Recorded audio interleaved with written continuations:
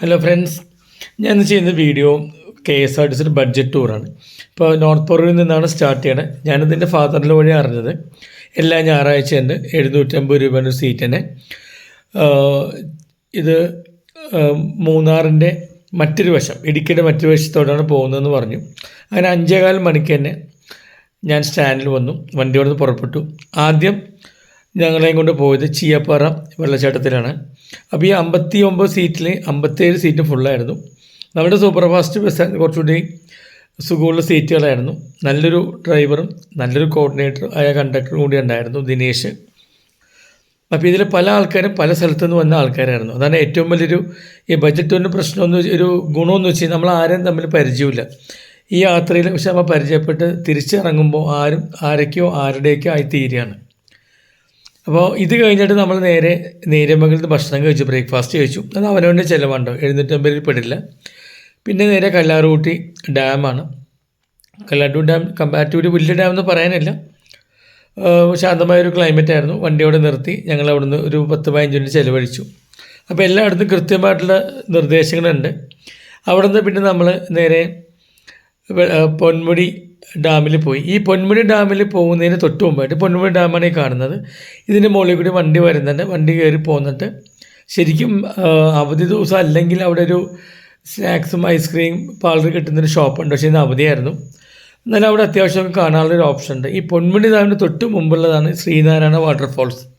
അപ്പോൾ ശ്രീനാരായണ വാട്ടർഫോൾസ് പ്രത്യേകം എന്ന് വെച്ച് കഴിഞ്ഞാൽ മഴക്കാലമായ മാത്രമാണ് ഇവിടെ നല്ലൊരു ആംബിയൻസ് കിട്ടുന്നത്. അവിടെയാണെങ്കിലും full time around the clock വെള്ളത്തിൽ ഇറങ്ങാൻ സമ്മതിക്കുന്നില്ല. അറൗണ്ട് ദ ക്ലോക്ക് അവിടെ വാച്ച്മാൻമാരുണ്ട്. നന്നായിട്ടൊക്കെ വെള്ളച്ചാട്ടം നല്ലൊരു ഫീലിംഗ് കൂടെ ഒക്കെ അനുഭവിക്കാൻ പറ്റും. അത് കഴിഞ്ഞാണ് പൊന്മുടി പോകണം. പൊന്മുടി പോയ ശേഷം പിന്നെ നമ്മൾ അതുകൊണ്ട് നിർത്തുന്നൊരു പോയിൻ്റാണ് കല്ലിമാലി വ്യൂ പോയിൻ്റ് എന്നും പറഞ്ഞു. നല്ലൊരു ക്ലൈമറ്റ് ആയിരുന്നു. സ്വാഭാവികമായിട്ടും മഴ ചെറുതായിട്ട് പെയ്യുന്നുണ്ടായിരുന്നു, കോട ഉണ്ടായിരുന്നു. നമുക്ക് ഫോട്ടോസ് എടുക്കാൻ പറ്റിയ നല്ലൊരു പോയിൻ്റാണ് കല്ലിമാലി വ്യൂ പോയിൻ്റ്.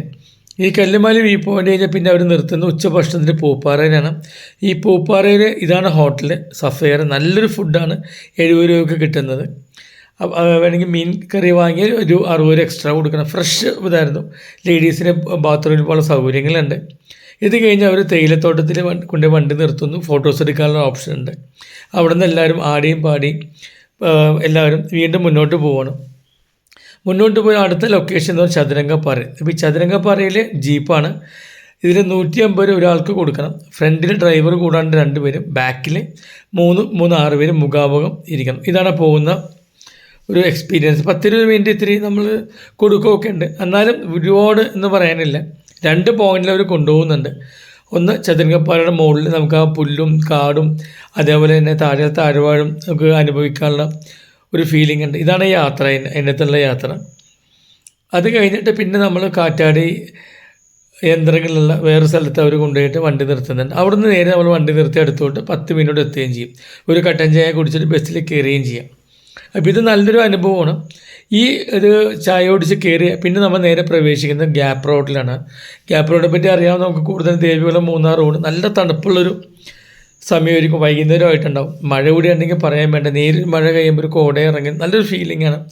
ഓറഞ്ച് തോട്ടങ്ങളും അവിടെ വണ്ടി നിർത്തിയിട്ട് വണ്ടിയിൽ തന്നെ പാട്ട് വെച്ചിട്ട് ആൾക്കാരുടെ ഡാൻസും പ്രായം മറന്നിട്ട്. അപ്പോൾ അതൊരു ഭയങ്കര ഒരു ഫീലിംഗാണ് ഈ ഒരു യാത്ര എന്ന് പറയുന്നത്. കാരണം ഇതിനകത്ത് നമ്മൾ മറ്റുള്ള പോലെ നമ്മൾ ബന്ധുക്കളോ ആരുമില്ല. ചിലപ്പോൾ ഒരു 5-6 സീറ്റിലുള്ള ആൾക്കാർ മാത്രമേ ഉണ്ടാവുള്ളൂ. അപ്പോൾ ഏകദേശം നമ്മൾ തമിഴ്നാട് ബോർഡർ കൂടിയാണ്. തമിഴ്നാട്ടിൽ നിന്നുള്ള സ്റ്റേറ്റ് ബസ്സുകളും അവിടുത്തെ ടൂറിസ്റ്റ് ബസ്സുകളും പോകുന്നത് കാണാൻ പറ്റും. പിന്നെ കോടയാണെങ്കിൽ കാണുന്നത് നിങ്ങൾക്ക് കാണാൻ പറ്റും. ഭയങ്കര ഒരു കുളിർമയാണ് അവിടെ ഉള്ളത്. ആ സമയത്ത് ഫോട്ടോസിന് പറ്റിയ നല്ലൊരു ഓപ്ഷൻ ഉണ്ട്. നല്ലൊരു വൈബ് അടുത്തിന് കിട്ടുന്നുണ്ട്.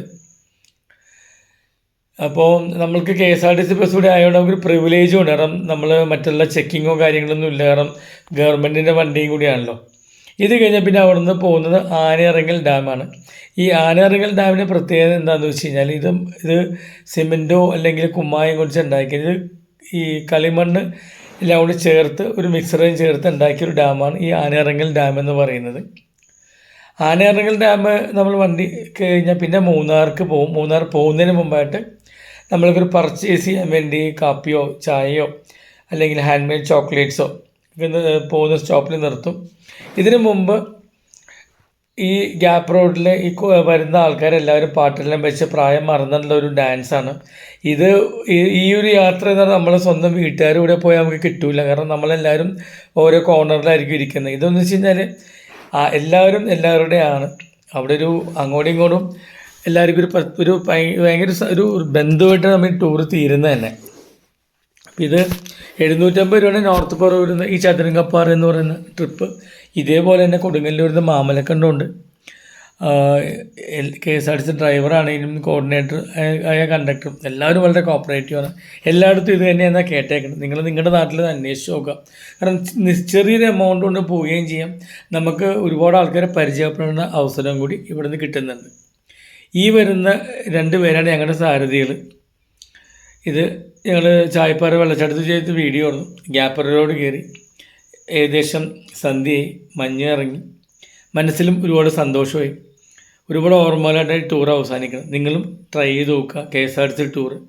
ഒരിക്കലും നിങ്ങൾക്ക് നഷ്ടം വരില്ല. നല്ലൊരു യാത്രയായിരിക്കും. വീഡിയോ ഇഷ്ടമെന്ന് വിചാരിക്കുന്നു. Thank you. ബൈ.